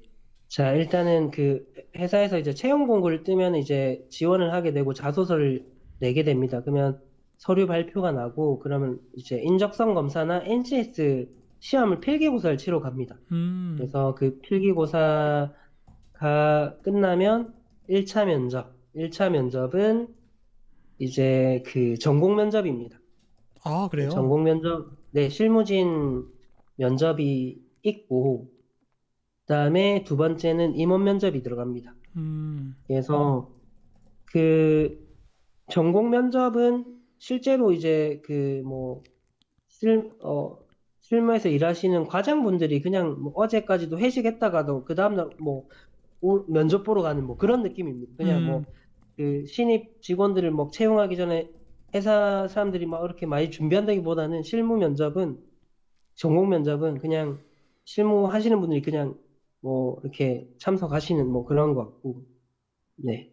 뭘 그리고 임원 물어보나요? 면접은 어 그 제 생각에 전공 면접에서는 정말 기본적인 걸 물어봅니다. 예를 들어서 뭐 응력이 뭔지 아냐, 뭐 베르누이의 법칙이 뭔지 아냐, 뭐 음, 그다음에 뭐 관련 회사에 있으면 뭐 중요한 것들을 뭐 물어보겠죠. 그게 굉장히 근데 크게 뭐 어렵지 않은 것들을 물어봅니다. 뭐 그러니까 개념 위주로. 그러니까 음, 뭐 개념 위주로 전공에 대한 거는 조금 개념 위주로 물어봅니다. 그래서 그렇게 뭐 깊게 하진 못하도 누구한테 설명할 정도로는 준비를 해 가셔야 돼요. 그래서 음, 그렇고 근데 실무했을 때 그 사람의 태도를 봅니다. 예를 들어서 뭐 어떤 상황을 줍니다. 음, 뭐 일을 하다가 뭐 예를 들어서 뭐 선임이 어 그 우리 팀 뭐 프로젝트가 이제 바쁜 시기인데 뭐 10년 만에 한번 이제 뭐 가족 여행이 주말이 그 계획이 돼 있는데 토요일 날 특근을 할 수 있냐라고 요청받을 때 너 어떻게 하겠냐 뭐 그런 질문을 줍니다. 뭐 음, 예를 들어서 뭐 정말 있을 법한 이야기죠. 음, 그래서 그럴 때는 잘 대처를 하셔야 합니다. 저는 여행 무조건 가입니다라고 하시면 떨어지겠죠. 음, 그래서 이제 좀, 유도리 있게 이제, 그래도 회사 사람들이랑 이제 이 프로젝트가 중요하기 때문에 일 마치고 이제 가족 계획을 좀 변경한다거나 그런 식으로 조금 좀 유도리 있게 좀 이쁨 음, 받는 그 질문 다 대답을 하셔야 될 것 같고. 근데 그 음. 와중에 이제 같이 이제 단체 면접 보고 있으면 말도 안 되는 정말 대답을 하는 친구들이 있습니다. 아, 그래요? 그래서, 네네. 어떤 그래서, 대답을 하던가요? 아, 예를 들면 그 공기업은 이제 발령이 이제 나니까 음, 전국 단위로 자기는 이제 다른 근무지 발령은 근무는 좀 힘들 것 같다라든지 솔직하게 얘기한다거나 아, 약간 이상 진짜 좀 왜 그러지 하는 경우가 있습니다. 그래서 좀 네, 그래도 그냥 좀 회사 음, 입장에 사측 입장에서 음, 좀 대답을 하는 게 좀 중요할 것 같고 음, 일단은 구술 면접이기 때문에 잘 몰라도 좀 자신감 있게 잘 모르면은 좀 정말 예를 들어서 정말 그러면은 제가 그거는 모르겠지만 좀 다른 거에 대해서는 좀 자신 있게 대답할 수 있을 것 같다라고 하면서 제가 공부했던 거에 대해서 조금 설명드린다거나 아니면 다른 질문에 대해서 혹시 다른 기회를 얻을 수 있는지에 대해서 정중하게 물어보는 것도 저는 좋은 자세라고 생각합니다. 이게 지금 다 1차 면접이죠? 네네, 맞습니다. 그러면 이제 그거 하고 2차 면접에서는 어떤 게 들어가나요? 2차 면접은 보통 인성을 봅니다. 그래서 보통 보시면은 이제 공기업 같은 경우는 굉장히 그 매뉴얼이 있습니다.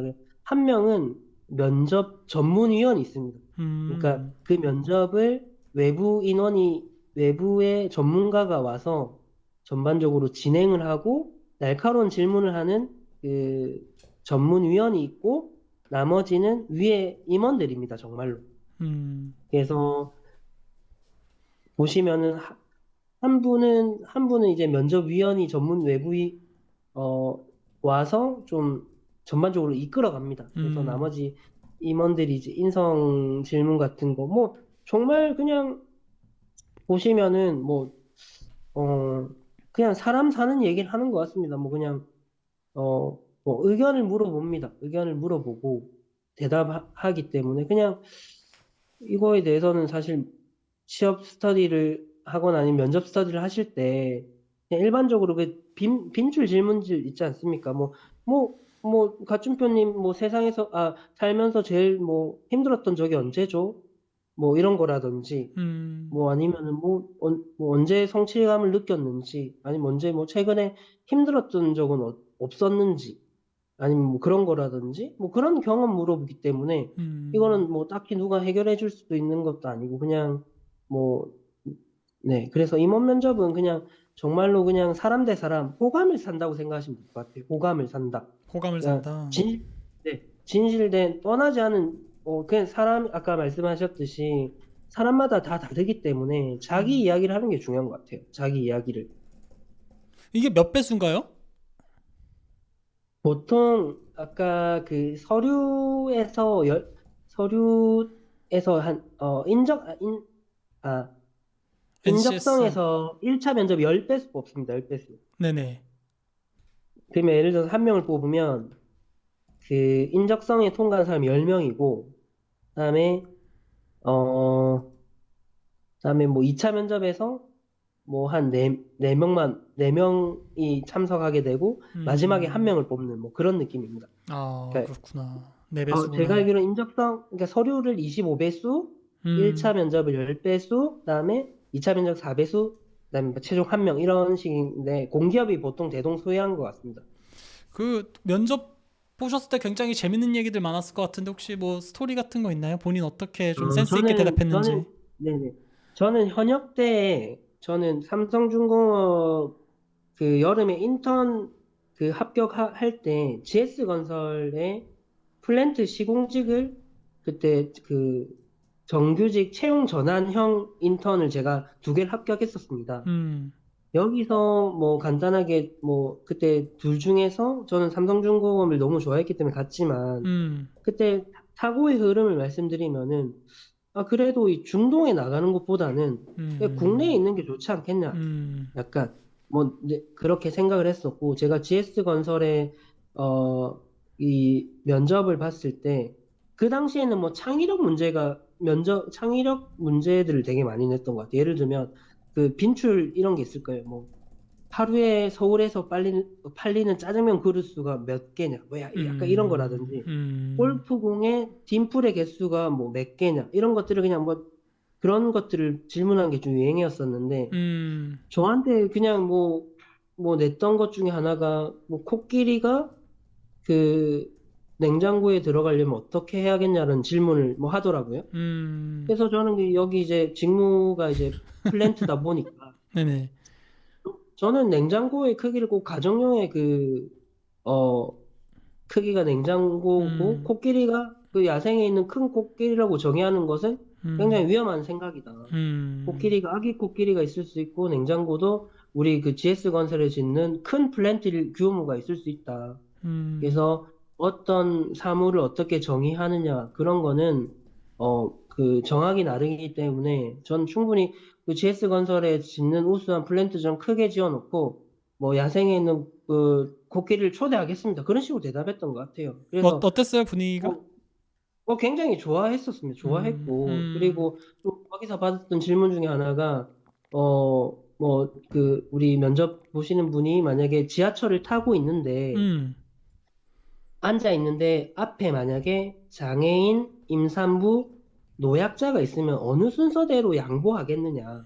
이런 게 음, 정답이 있는 건 아니지 않습니까? 음, 그래서 저는 그 당시에 저 개인적인 뭐 경험을 바탕으로 대답을 했던 것 같아요. 그래서 음, 이건 정답이 없으니까 저는 어렸을 때 할머니가 키워줬기 때문에 할머니에 대한 애틋함이 있다. 음, 그래서 제일 먼저 할머니를 앉혀드리고 두 번째는 그래도 장애인이 몸이 불편하니까 앉히고 임산부는 제일 마지막에 앉히는데 그래도 임산부가 아이를 이제 배에 있다는 건 되게 자랑스러워할 일이다. 그래서 음, 그 자랑스러워하는 그 시선을 그래도 느끼는 것도 뭐 중요한 것 같아서 저는 우선순위를 했다고 하니까 뭐 굉장히 뭐 재치 있게 받아들였고 그래서 그냥 정말로 매력적이네요. 그냥 그래서 정답이 없지 않습니까? 그냥 음, 제 개인적인 그런 경험에 대해서 얘기를 했기 때문에 되게 좋아했던 것 같아요.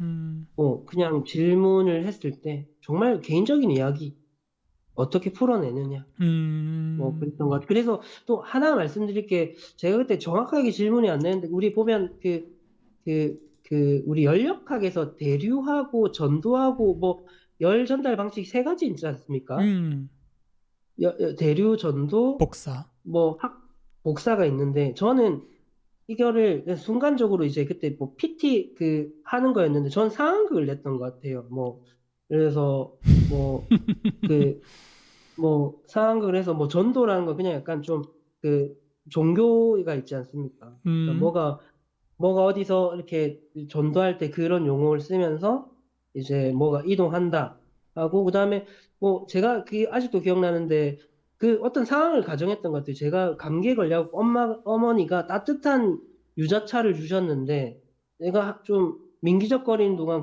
식어가지고 찬 유자차를 먹게 됐다. 그래서 뭐 따뜻한 게 어디로 이제 뭐 이동한다. 그런 걸 열적인 관점에서 뭐 이렇게 얘기를 했었거든요. 그런 음, 부분도 되게 굉장히 좋아하시더라고요. 그러니까 뭐 딱딱하게 학술적으로 하는 건 누구나 할 수 있지 않습니까? 뭐 네이버 같은 데 쳐도 그 개념과 정의는 뭐 설명할 수 있지만 거기서 이제 어떻게 발표를 하고 그게 좀 잘못됐다 하더라도 그 정확한 뭐 개념이나 이런 것들이 그냥 자신 있게 얘기하고 그런 음. 것들이 조금 저는 그런 게 제가 차별화됐다고 생각하거든요. 그래서 면접을 하더라도 저는 그걸 좀 즐겼던 것 같아요. 능력이 좀 좋으시네요. 면접을 좀 아, 잘하시는 분인 것 그런가요? 같습니다. 아, 네네. 뭐 어쨌든 저는 뭐 면접을 봤을 때 좀 재밌었던 것 같습니다. 다. 뭔가 딱 보고 나서 아 이거 합격했다 이런 느낌이 좀 강하게 드셨을 것 같은데요. 네, 분위기가 그 좋아서. 눈빛을 보면 이제 좋아하시는 것 같았고, 음, 네, 그래서 어쨌든 그 공기업에 이제 합격을 하시게 된 거죠. 네네. 음, 그래서 네, 아유, 좋습니다. 뭐 좀 더 얘기하고 싶었는데 너무 길어질 것 같아가지고 요, 그러네요. 네네네. 요거는 조금 빼고요. 그럼 네, 이제 빼도 될 결국 것 같고. 네, 이직 후의 삶을 한번 좀 얘기해 볼까요? 결국 지금 이제 다니시고 있는 공기업과 과거에 있는 사기업의 장단점을 좀 음, 비교해 보면 어떨까요? 자, 일단은 뭐, 사내 분위기라고 해야 할까요? 일단은 공기업은 좀 보수적입니다. 음, 왜냐하면, 그, 한국의 이제 공기업들은 보통 연공서열, 그리고 호봉제, 음, 그런 게 적용이 돼서 아무래도 뭐 그런 이제 수직적인 이제 그런 문화가 있고, 음, 사기업은 굉장히 수평적입니다. 수평적이고, 그 그래요. 연봉제고, 음, 능력제고, 수평적이고, 이제 급여 같은 것도 이제 연봉제, 음, 그리고 서- 그, 그 인사 고과에 따라서 이제 급여가 좀 달라지기도 하고, 음, 그래서 조금, 그리고 사기업 같은 경우에는 좀 되게 진취적이고, 좀 미래지향적이고,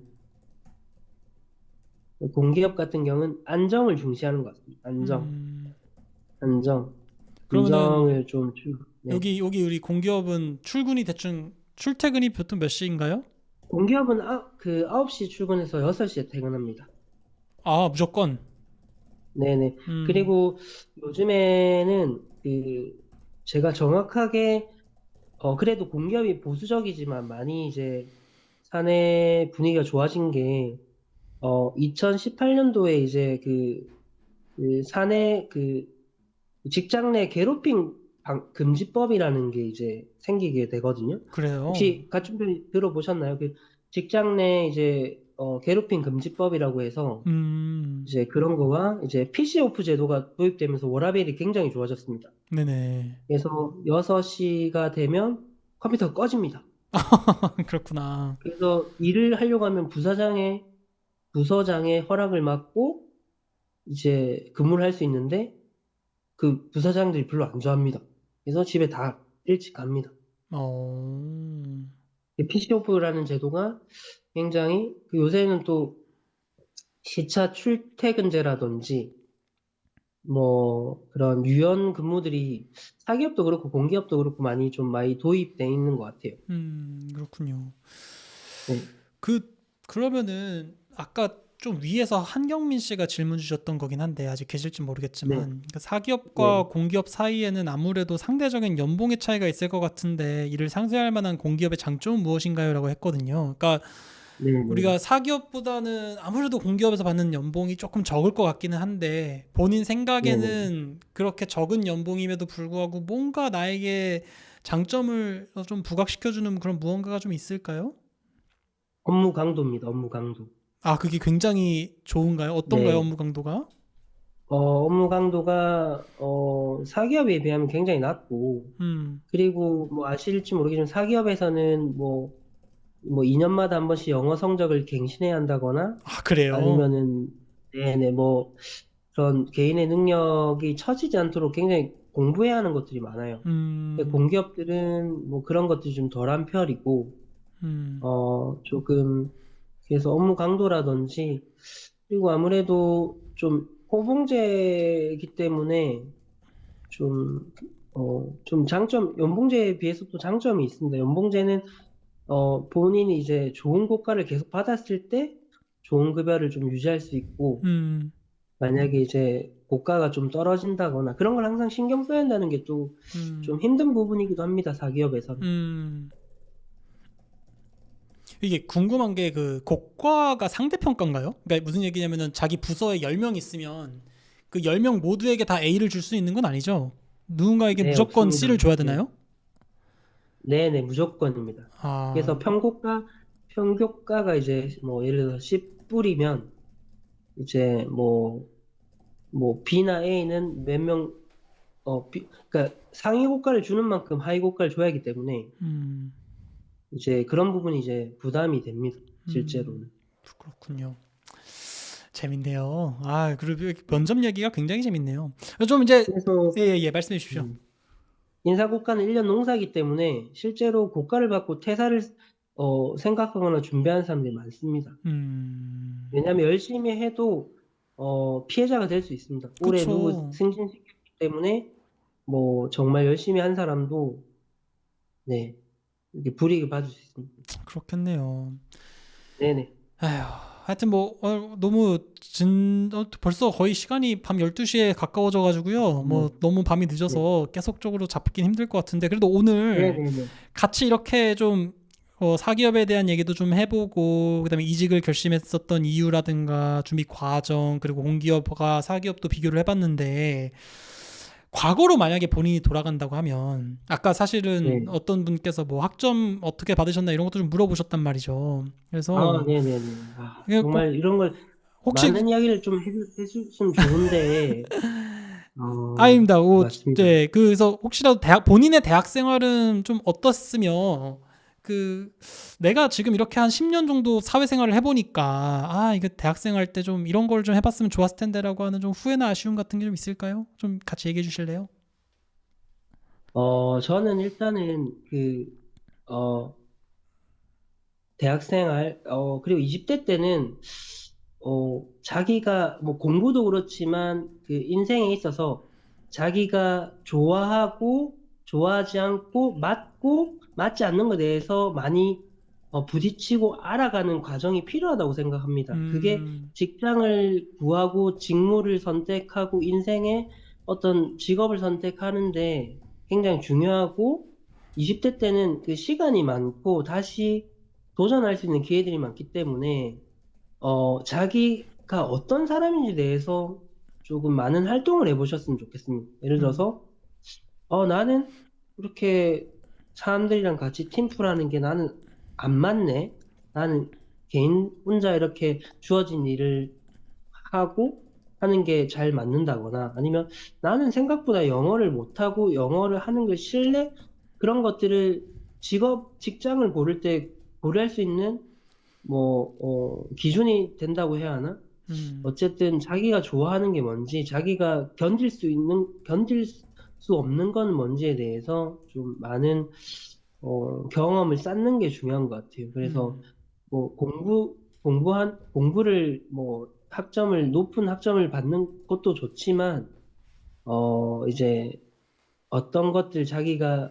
어떤 거에 자기가 흥분이 되고 설레고, 어떤 음, 거에 취약하고 하는 건, 만약에 나는, 능력은 뛰어난데 야근을 내가 받아들일 수 없고 체리가 안 된다면 그런 곳에 가면 안 되지 않겠습니까? 아니면 음, 3교대 같은 거, 돈을 많이 줘도 나는 3교대 같은 거를 받아들일 수 없으면 아무리 삼성전자의 반도체 설비 엔지니어에, 누가 그냥 무조건 합격시켜줘도 나는 못 버티면 그 사람들은 그냥, 그냥 출퇴근하는 사람을 동경하게 됩니다. 그런 음, 식으로 생각해 보셔야 하는 게 내가 할 수 있는 거, 그리고 받아들일 수 없는 거를 또 내가 지방 근무가 불가능하다 하면은 가면 안 됩니다. 음, 그래서 그런 것들을 기준을 네, 조금씩 찾아가는 그런 경험들과 그런 자기의 생각들, 그러니까 유행에 쫓지 마시고요.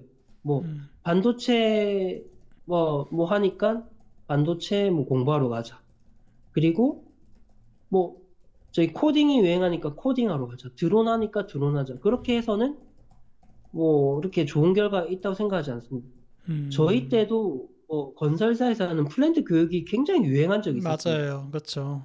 근데 막상 돌이켜보면 그거 한다고 해서 건설사에 무조건 갔던 것도 아니고 맞습니다. 그냥 그렇기 때문에 그 본질적으로 내가 만약에 공기업이라든지 사기업, 그러니까 그 회사에 가보지 않으면 100% 모르겠지만 그래도 겉에서 알 수 있는 주류의 그런 문화와 알 수 있는 정보들은 많습니다. 그래서 음, 그래도 확률이 높은 데에 도전하시는 게 좋을 것 같아요. 요새는 잡플래닛이라든지 블라인드의 그 현직 전직들의 코멘트들이 있습니다. 그런 거를 그냥 뭐 이렇게 인스타 이런 거 하지 마시고 그런 걸 쭉 내려보시면 이 회사는 어떤 회사인지 대해서 전반적으로 알 수 있습니다. 어떤 회사에 가든 100% 좋은 회사와 100% 나쁜 회사는 없습니다. 맞습니다.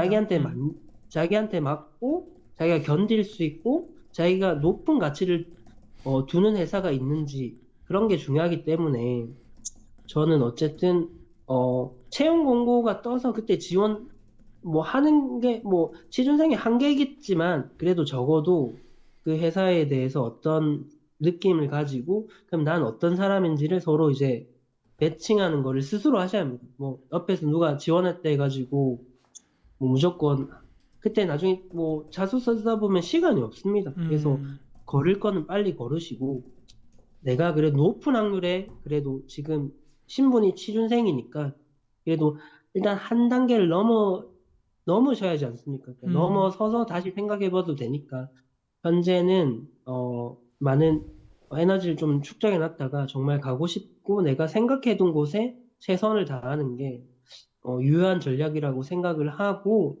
뭐 4학년 지금 취준생 하시는 분들은 이제 뭐 하반기에 이제 채용이 될 텐데 음. 뭐 자소서 잘 쓰시고 면접에 뭐 잘 응하시고 일단 하시고 뭐 1, 2, 3학년 분들이 이거 보고 계신다면 뭐 전공 공부하는 것도 중요하지만 다양한 활동을 하면서 내가 정말 좋아하고 뭐 또 싫어하는 것을 또 구분할 수 있는 능력 그리고 유행에 쫓지 않고 자기가 뭐 추구하는 가치관이 있다면 그걸 좀 쌓아가는 게 좀 뻔한 사람이 취업 시장에서 뻔한 그냥 지원자가 되지 않는 방법이라고 생각합니다. 맞습니다. 이게 저도 학생들에게 계속 얘기했던 것들 중에 하나가 뭐냐면은 이게 스스로 해보고 부딪혀 봐야 자기가 뭘 좋아하고 뭘 안 좋아하는지를 알 수 있거든요. 이게 그냥 카페에 앉아가지고 커피 마시면서 나란 사람은 어떤 사람인가를 고민한다고 나오는 게 아니라 같이 이것도 좀 해보고 공모전도 해보고 인턴도 좀 해보고 뭐 해봐야 좀 아는 건데,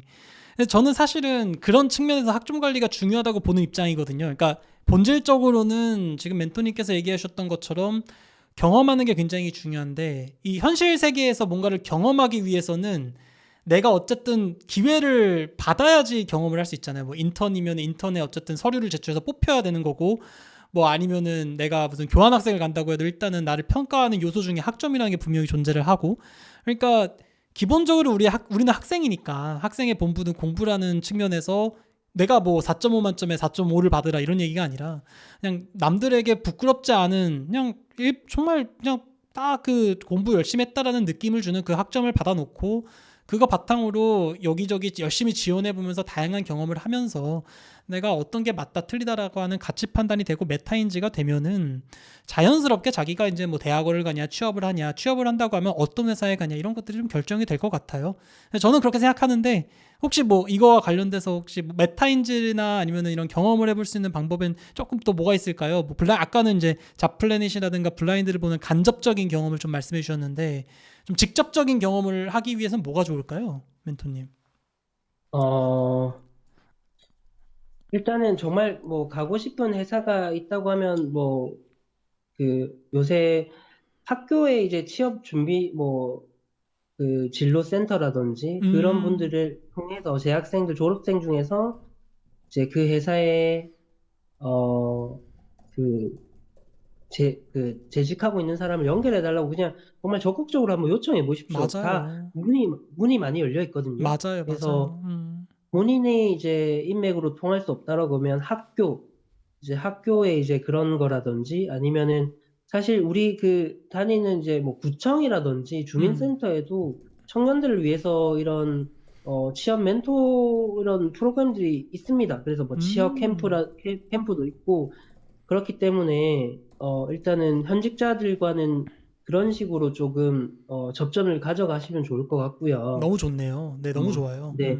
그리고 어떤 산업에 어떤 직무에 진짜 경험이 있으면 좋겠지만 그걸 하기 위해서 뭐 쫓아다니는 것 좀 너무 힘든 일이라고 생각을 하고 음, 그래도 그래도 자기가 원하는 산업 직군이 있다. 예를 들면 자동차라든지 뭐 반도체, 뭐 기계, 뭐 IT 뭐 이런 쪽이 있다고 하면 그래도 그쪽 관련해서 하다못해 공모전이라든지 아니면은 뭐 그쪽 관련된 곳에서 뭐 아르바이트를 할 수 있는 뭐 그런 경험을 쌓을 수 있으면 뭐 충분히 좋을 거라고 생각을 합니다.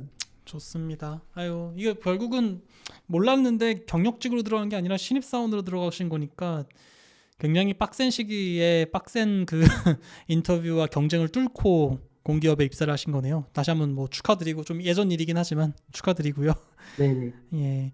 아유, 벌써 시간이 많이 흘러서 12시가 다 됐습니다. 네네. 그래서 아, 여러분들 그러네요. 벌써. 네, 너무 좋은 얘기 많이 들었고요. 정말 마지막 시간으로 이제 오늘 이렇게 좀 후배들, 뭐 기획과 관련된 학생들과 좀 얘기해 볼 수 있는 기회를 가져보셨는데 마지막으로 네. 후배들에게 해주고 싶은 말씀 한마디 좀 부탁드립니다.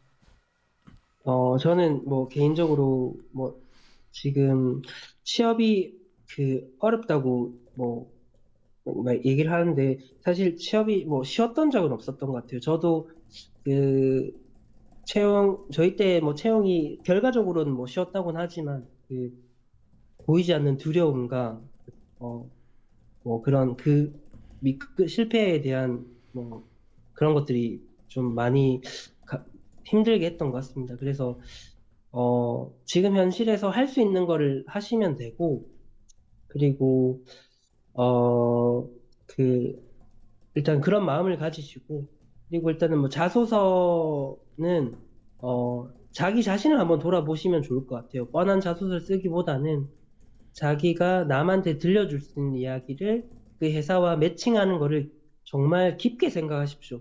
자기 자신을 돌아보십시오. 그냥 뭐 역으로 내가 현재 서 있는 곳에서부터 어제 지난 학기, 지난 여름, 그다음에 뭐 군대, 1학년, 뭐 옛날 그 시대부터 다시 생각해 보시고 정말 좋은 이야기들이 많을 테니까 한번 정말 생각해 보시고 아까 면접을 뭐 얘기를 했지만 한번 제가 가춘표님 사전에도 얘기를 한번 했지만 이 취업에서 면접이라고 하면 굉장히 부담스러운 용어입니다. 굉장히 음, 뭐 압박스럽고 굉장히 뭔가 낯설고 하지만 면접을 영어로 생각해 보면 인터뷰입니다. 좀 인터뷰라고 하면 좀 가벼울 수 있을 것 같아요. 누가 CNN에서 인터뷰하지 않습니까? 그 사람이 이야기를 듣는 겁니다. 뭐 예를 들면 어떤 사고가 났으면 그 당시 어떤 상황이었어요? 어떤 마음으로 그런 걸 헤쳐나가셨어요? 자신의 이야기를 하면 됩니다. 너무 그럴듯하고 뭐 멋진 용어로 포장하지 마십시오. 제가 예를 들어서 제가 끈기 있는 사람으로 열정으로 진취적으로 나가겠습니다. 뭐 내용이 없지 않습니까? 차라리 현실적으로 저는 음, 뭐 다른 거 못하더라도 저는 뭐 인사성이 참 밝아서 저는 신입 뭐 채용을 한다고 하면 부서분들한테 스마일맨으로 부를 수 있는 그런 친절한 사원이 되겠습니다. 현실적인 걸 얘기하시고 정말 진솔적인 자기 얘기를 하시면 좋을 것 같아요. 그래서 너무 꾸며내거나 너무 그렇게 하실 필요가 없고 면접 인터뷰 사람한테 호감을 살면 같이 일하고 싶습니다. 그래서 뭐 정말 뛰어난 사람을 뽑기보다는 정말 같이 일하고 싶고 호감을 살 수 있는 사람을 기업은 원합니다. 그렇기 음, 때문에 너무 스펙이나 뭐 지식이나 그런 너무 뛰어나려고 현재 상황은 가지고 있는 스펙은 지금은 정해져 있지 않습니까? 그리고 뭐 단기간에 바뀌는 것도 없기 때문에 좀 인간적인 모습을 면접장에 가서 보여주시면은 지금보다 좀 더 높은 위치에 갈 수도 있고 좀 더 웃을 수 있는 날이 저는 분명히 올 거라고 생각을 합니다. 그래서 지금 뭐 하반기에 이제 취업 뭐 이런 시장이 열릴 텐데 조금만 더 힘을 내시고 돌아보면 정말 뭐 이 시간이 또 소중했던 시간으로도 생각이 들 겁니다. 그리울 겁니다. 그래서 좀 더 힘내시고 또 만약에 뭐 자소서라든지 면접에 대한 팁이 필요하시면 가주편님 통해서 제가 도움을 드릴 수 있으면 제가 도움을 드릴 수 있는 그런 뭐 기회가 있으면 좋을 것 같습니다. 오늘 뭐 늦은 시간까지 멘토링 네, 들어주셔서 감사하고 네, 가준표님도 초대해 주셔서 너무 감사합니다. 네, 이상입니다. 아, 눈물이 나려고 하네. 참 공감이 되는 것 같아요. 많이 힘들죠. 항상 힘내시고 굉장히 따뜻하네요. 오늘 와주셔서 다시 한번 감사드립니다, 멘토님. 네. 그래서 오늘 가춘표 그 멘토링, 오늘 특별한 게스트와 함께하는 멘토링 방송은 여기까지 할 거고요. 어, 혹시 제가 끝내려고 했는데, 한 명만 받을까? 질문 좀 받아보겠습니다. 네. 한 명만 받을까? 혹시 제가 링크를 하나 드릴 테니까, 정말 한 1분만 기다려 볼게요. 그래서 링크를 지금 드릴게요. 그래서 그 링크로 만약에 정말 이 기회에 한번 질문을 좀 해보고 싶다라고 하시는 분은 한번 들어오십시오.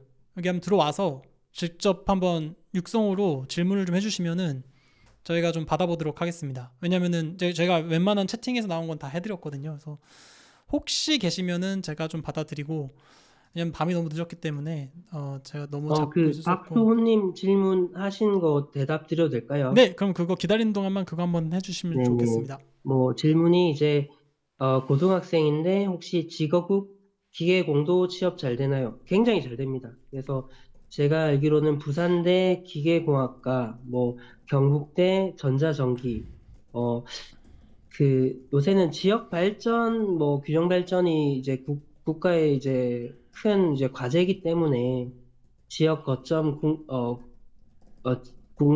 국립대학교들의 우수한 자원들을 그 지역에 채용을 하려고 합니다. 그래서 뭐 지역 공기업이라든지 큰 회사들의 할당량이 있습니다. 음, 쿼터제라고 하죠. 그래서 역차별 얘기도 할 정도로 굉장히 이점이 있습니다. 그래서 만약에 이제 뭐 인솔을 하시는 것도 좋지만 여건이 되지 않거나 뭐 나는 여기 다시 이 지역에 남고 싶다 하시면 뭐 지고국 기계공은 산업 전반에 사용되기 때문에 저는 굉장히 좋은, 네, 기회. 거기서 근데 잘 하셔야겠죠. 열심히 하시고. 그럼요, 그럼요. 거기 간다고 해서 무조건 보증되는 건 없으니까요. 그래도, 가시면 정말 뭐 좋을 수 있다고 생각합니다. 이게 뭐 막 학교는 우리가 막 바꿀 수 없지만 이게 그렇다고 해서 그게 내 발목을 계속 잡고 있는 게 아니잖아요. 자기가 정해진 환경에서 열심히 맞습니다. 하면은 항상 또 기회가 있는 거고, 그렇죠? 맞습니다. 음. 아, 예, 하여튼 오늘 너무 너무 따뜻한 시간이었고 마지막 질문까지도 답변 잘 해주셔서 감사합니다.